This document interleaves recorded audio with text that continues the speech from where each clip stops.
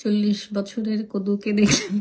কি মনে হয় সারাক্ষণ পক পক পক পক হাঁসের মতো পক পক এতগুলা দাঁত বের করে মানে কতগুলা কথা বললেই কি আমি রাজা রানী হয়ে গেলাম, হিট হয়ে গেলাম? কিছুদিন আগে অপু বিশ্বাস যমুনা টিভির একটি সাক্ষাৎকারে বুবলির বড় বোন নাজনীন মিমিকে উল্লেখ করে বলেন, তিনি আমার নাম নিয়ে ফেসবুকে ভাইরাল হতে চায়। এ কথাটির জবাব দিয়েছেন এবার বুবলির বড় বোন নাজনীন মিমি। রিটায়ার্ড যেসব মহিলারা, বয়স্ক মহিলারা, মহিলা ধরেন যারা যা কিছু করে করে বেড়াচ্ছে, পিপলদেরকে নাচাচ্ছে, পিপলরা আবার এগুলা নিয়ে আবার খুব মজা পাচ্ছে, এবং তারা জানে, তারা দে ডু বিলিভ যে এগুলা করলে তারা হিট হবে, তাদেরকে কেউ একজন মনে রাখবে, তারা কিছু পয়সা পাবে মাসে ভাত খাওয়ার। I am belonging a nice family, I have a family.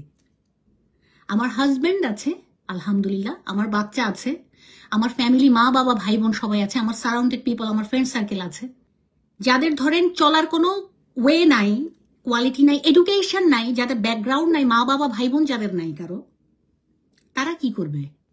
তারা একটা নীতিতে বিশ্বাস করে, চলেন কিছু একটা দেখাই, লোক জমবে, কিছু পয়সা পাবো।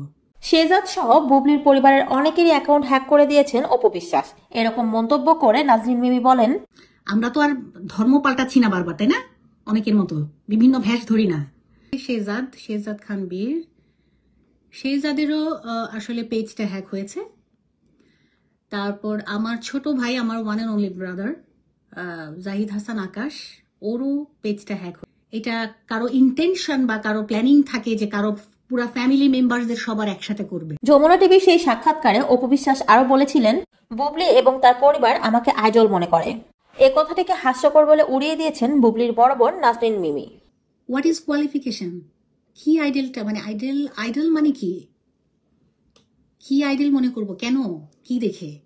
কি মনে হয় সারাক্ষণ পক পক পক পক হাঁসের মতো পক পক এতগুলা দাঁত বের করে মানে কতগুলা কথা বললেই কি আমি রাজা রানী হয়ে গেলাম?